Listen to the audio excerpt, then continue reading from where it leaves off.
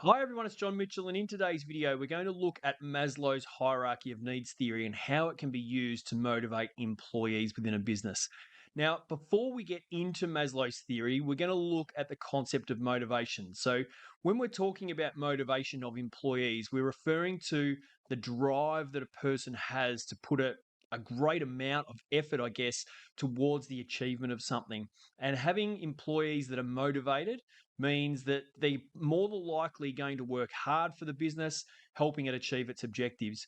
And having motivated employees, it can have lots of other benefits for the business, including things like improved productivity. The employees are more engaged within the business and what they're trying to achieve, can initiate innovation throughout the business, and the employees can improve the level of customer satisfaction because they're dealing with customers in a more positive way, and a whole range of other benefits. So, one of the theories that demonstrates how individuals are motivated is Maslow's hierarchy of needs.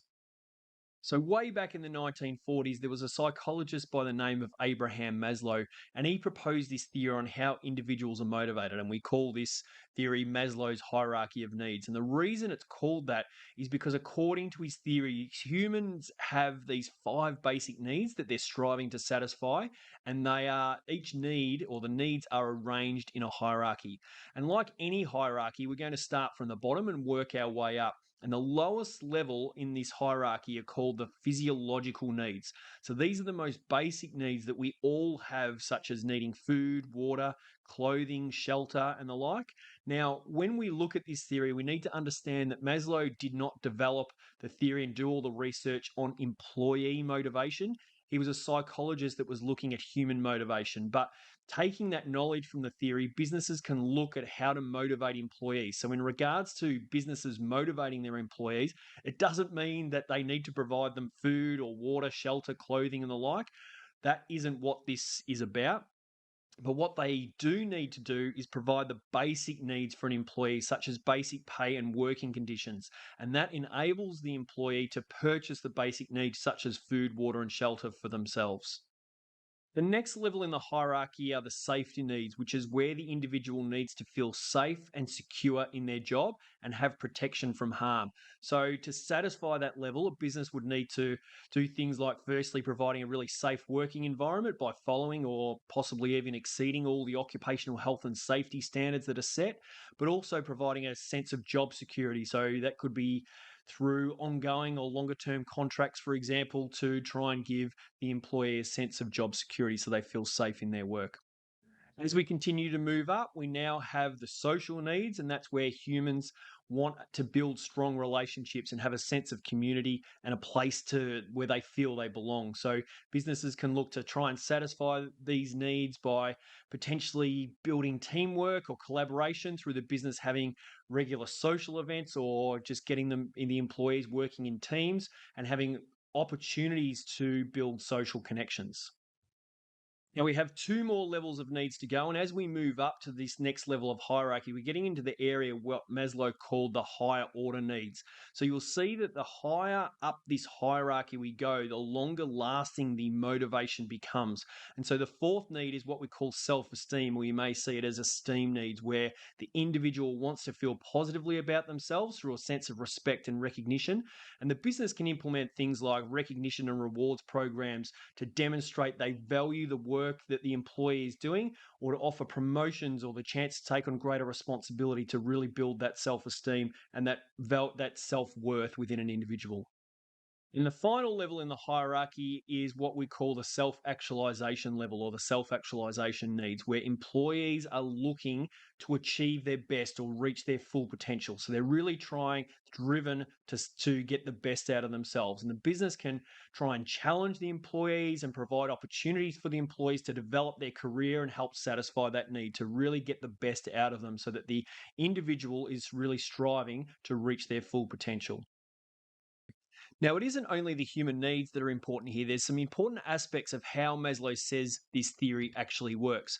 And so, as we can see here, the needs are structured in a hierarchy and they need to be met in sequence. So, he proposed that individuals are motivated to have these needs satisfied and that the lowest need is a motivating factor until it is satisfied.